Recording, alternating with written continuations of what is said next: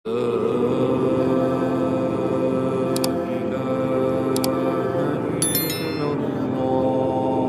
ini salah satu kanal YouTube yang bernama RR Radar Irama membagikan sebuah berita yang menyebutkan ada 3 orang ulama yang juga merupakan Habib besar ditangkap Polda Metro Jaya atas kasus penipuan.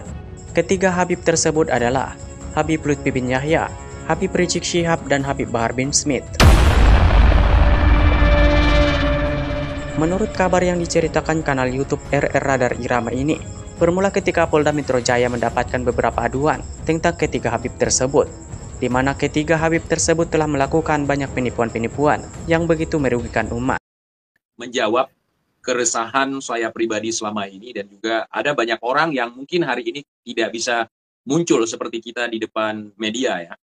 Ada keresahan-keresahan baik secara sosial, diantaranya ada persekusi dulu ketika ada orang yang memiliki nama depannya Sayyid. Selalu dipertanyakan, udah dapat buku dari Robitoh tidak? Udah dapat stempel dari Robitoh tidak? Kalau tidak, jangan ngaku-ngaku Sayyid, jangan ngaku-ngaku Syarif, jangan ngaku-ngaku Habib. Padahal nggak ada orang yang ngaku-ngaku Habib. Yang ada ngaku Sayyid, Syarif. Itu pun ngakunya pun jarang-jarang. Kemudian dipersekusi. Saya pernah diancam akan ditabokin dengan buku nasab itu, yang dari Robitoh, oleh cucunya bin Yahya. Saya minta buku nasab itu untuk saya dudukin waktu itu. Akhirnya nggak muncul lagi ya. Dan kemunculan Kiai Imad, saya ulang-ulang terus nih, kemunculan Kiai Imad bukan suatu kebetulan, terutama bagi saya pribadi. Ketika saya buntu untuk membuktikan ucapan saya bahwa kalian bukan cucu Nabi, dalam penjara saya menadahkan tangan berdoa. Ya Allah, bukan ya Umar Muhdor ya, ya Allah, tunjukkan kebenaran itu ya Allah, tunjukkan data itu kepada hambamu ya Allah. Saya tidak yakin sepeser pun, tidak yakin sepersen pun bahwa mereka adalah cucu Nabi. Tidak ada cucu Nabi yang seperti mereka. Dalam hal ini waktu itu ada 7 orang, 6 orang lah waktu itu, Kiai.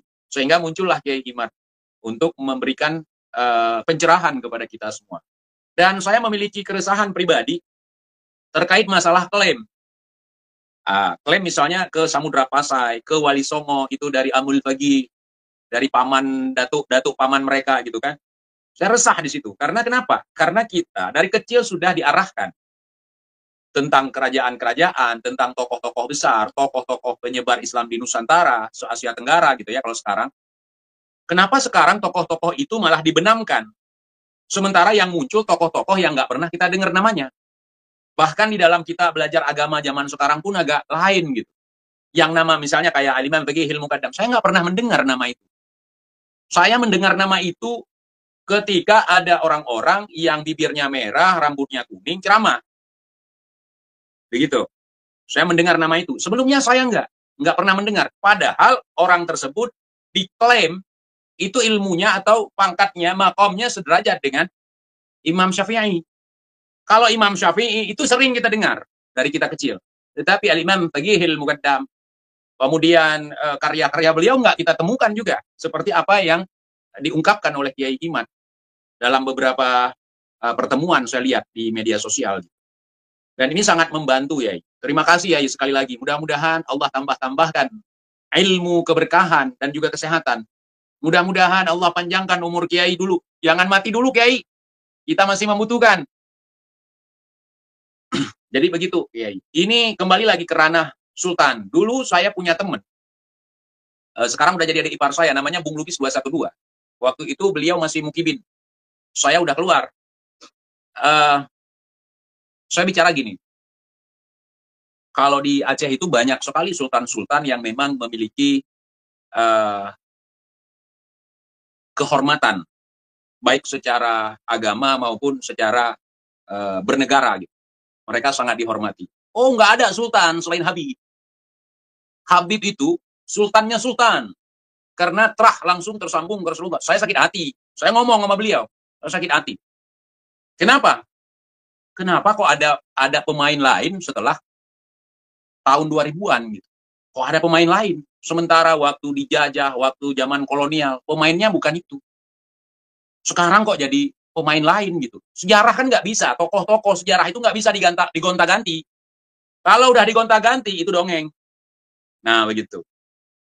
Jadi apa yang menjadi keresahan saya beberapa tahun yang lalu sekarang terjawab dan sekarang terpublikasi, tersiarkan begitu ya. Dan ada juga banyak sekali kita lihat penyelewengan di dalam kita beragama. Adanya nepotisme yang sangat kentara sekali.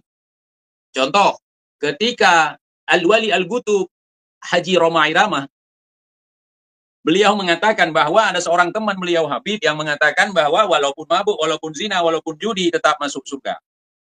Mereka bantah, Roma tunjukkan mana orangnya biar saya yang hajar dia. Bukan begitu caranya kalau mau membantah.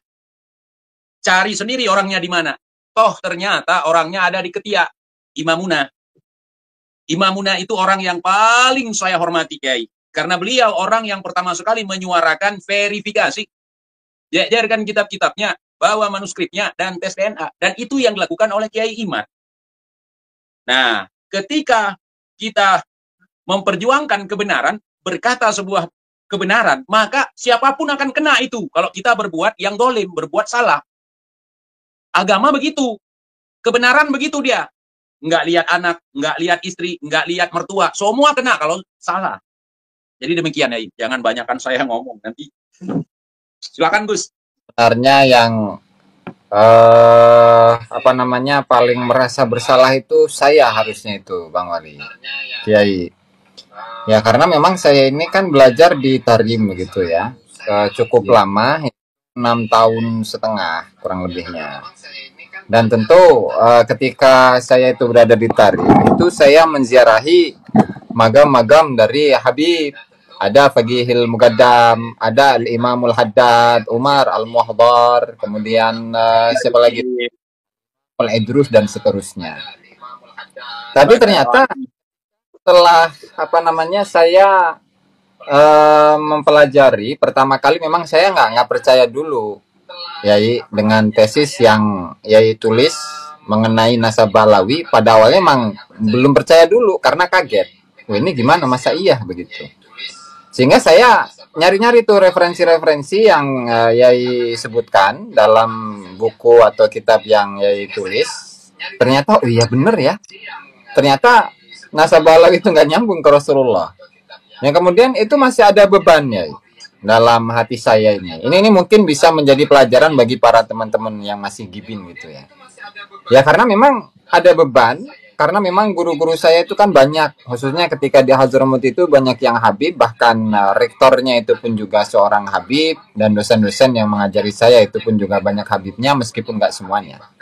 Nah tetapi ya pelan-pelan, lama-kelamaan setelah digali dari berbagai macam sudut pandang keilmuan, ilmu nasab, ilmu sejarah, belum lagi khurafatnya, belum lagi kelakuan mereka di saat zaman-zaman Belanda. Ya pada akhirnya mau nggak mau, akhirnya yang menjadi hal yang berat, yang pada awalnya saya sungkan untuk mengungkapkan keterputusan nasab Balawi kepada Rasulullah Shallallahu Alaihi Wasallam itu bisa hilang dengan sendirinya. Yang kemudian setelah itu dalam Rasulullah, sehingga ya yang menjadi alasan yang paling besar itu adalah kecintaan kita terhadap tanah air. Nah, seperti kemarin misalkan ketika di ziarah kubro yang ada di Winongan. Nah, di salah satu channel teman kita yaitu Arah 9 itu kan membahas juga bahwa di belakang magam yang diklaim sebagai magamnya Habib Ahmad bin Sholeh Al-Haddar itu ada 3 makam kesepuhan di sana yang ada cungkupnya juga. Nah, tetapi pertanyaannya, apakah Habibnya itu atau para kibin-kibin itu mengingat atau setidaknya mendatangi makam dari para leluhur-leluhur masyarakat setempat itu? Ternyata enggak. Nah, sehingga memang benar adanya bahwa para kibin dari orang-orang Indonesia, lupakanlah leluhur-leluhur Nusantara. Dan ingatlah para habaib-habaib. Karena para habaib itu adalah para wali-waliullah. Sementara untuk leluhur-leluhur orang Nusantara itu ya bukan siapa-siapa. Nah sehingga mungkin dengan saya menyampaikan seperti itu di kalangan teman-teman saya, mudah-mudahan ada yang sadar gitu.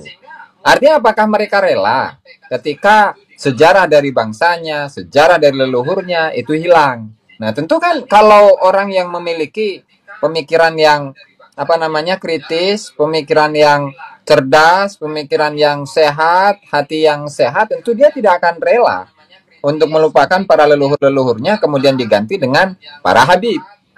Nah, sehingga mudah-mudahan dengan hadirnya Kiai Imad di kalangan masyarakat Indonesia, bangsa Indonesia itu bisa memberikan pencerahan ya kepada semua bangsa Indonesia. Ya meskipun dari kalangan kibin-kibin itu, meskipun kibinnya itu dari kalangan kiai, mau buya, mau lora atau gus, itu masih menjadi kibin ya. Ya setidaknya kita berikhtiar untuk memberikan penyadaran kepada mereka-mereka. Mungkin itu dulu, Bang TJ. Lanjut. Ya, sedikit Kiai, sebelum Kiai nanti menambahkan. Saya setuju sekali dengan apa yang Gus Aziz Jazuli katakan barusan. Saya sangat tersinggung ketika orang-orang yang betul berjasa, orang-orang yang namanya besar, yang rela menumpahkan darah, bahkan nyawanya demi tanah air tercinta ini, mereka terlupakan begitu saja. Dengan adanya, kalau saya bilang karnaval ya, karnaval orang-orang yang ngaku-ngaku cucu Nabi dengan berpakaian Islami, tetapi ajarannya jauh dari seperti apa yang diajarkan oleh baginda kita Rasulullah SAW. Saya sangat sedih, sangat kecewa, sangat sakit hati. Jadi kelembutan, kebijaksanaan dari orang-orang yang ada di negeri kita, dari guru-guru kita yang ada di negeri kita, udah tergeser. Jadi di Aceh sendiri, pergeseran nilai itu ya setelah tsunami kemarin. Pergeseran nilai itu. Ada juga di sini yang model dulu kita kalau makan bareng. Sekarang kalau ada orang itu datang, ada karnaval itu datang, ada kaum cosplay itu datang, kita duduk di bawah, nungguin mereka makan. Dan saya nggak mau ikut itu. Saya nggak suka seperti itu. Saya suka makan bareng. Misalnya kalau ada undangan anak yatim, itu yang jadi prioritas. Begitu. Jadi kalau ada acara-acara begini, kita sibuk. Memang budaya menghormati tamu itu budaya Nusantara. Tetapi bukan berarti kita menghormati kemudian melecehkan diri kita sendiri, menghilangkan harga diri kita sendiri. Bukan begitu menghormati tamu. Itu membabukan diri kepada tamu. Memberikan celah untuk dijajah oleh tamu menurut saya. Nah, belum lagi perilaku-perilaku yang suka membalikkan fakta. Contoh, Kiai Imad disebut Al-Kaburi. Malam ini Kiai Imad masih di Indonesia tidak? Saya tanya dulu nih. Kiai Imad masih di Indonesia malam ini? Nah, jadi kalimat-kalimat fitnah, kalimat-kalimat ujaran kebencian, menghasut itu sebenarnya dari mereka. Misalnya kalau ada hari ini kita mengadopsi hal tersebut, bukan mengadopsi, tetapi sedikit memberikan cicipan untuk kalian. Untuk mereka-mereka yang selama ini berperilaku seperti itu. Jadi teman-teman, Kiai Imad masih di Indonesia, Kiai Imad tidak kabur. Yang kabur Ono itu yang 3 tahun. Katanya diundang Raja. Ya, Kiai Imad masih ada. Masih sehat walafiat, ada di Banten. Sudah, silahkan Kiai. Ya, saya memang masih ada di Banten. Tidak kabur. Ya, kita belajar dari sejarah ya. Rasulullah itu kurang apa akhlaknya. Rasulullah itu adalah karimul akhlak. Orang yang sempurna akhlaknya. Bahkan orang yang paling sempurna akhlaknya. Tetapi ketika membawa kebenaran, tetap aja orang-orang yang tidak mau menerima itu kemudian memberikan framing-framing, julukan-julukan kepada Rasulullah. Rasulullah diberikan julukan yang jelek-jelek oleh orang-orang kafir itu. Rasulullah biasa-biasa aja, sampai julukan-julukan itu kemudian diprasasti di dalam Al-Quran. Seperti kalimat sahir. Rasulullah itu sebagai penyihir. Kemudian ada juga Rasulullah majnun. Orang gila, orang sinting. Kemudian kahin, dukun. Ya, ini kata dukun itu sekarang ini kan orang yang pakai baju hitam, orang yang pakai belangkon disebut dukun. Ya, padahal mereka adalah pasukan-pasukan laskar-laskar pembela Nusantara, menggunakan baju-baju Nusantara. Disebutnya dukun. Ya Rasulullah dulu disebut kahin ya. disebut dukun juga, disebut sahir, disebut majnun, dan banyak lagi itu, kadzib, pendusta. Cuma al-kaburi itu enggak tuh, Rasulullah enggak disebut al-kaburi itu. Itu khusus Al-kaburi. Iya, enggak. Sekarang banyak yang al-kaburi itu. Kemarin di Jogja kan ada apa namanya itu? Itu wali nggak boleh ya? Wali tuh. Ada diskusi kan,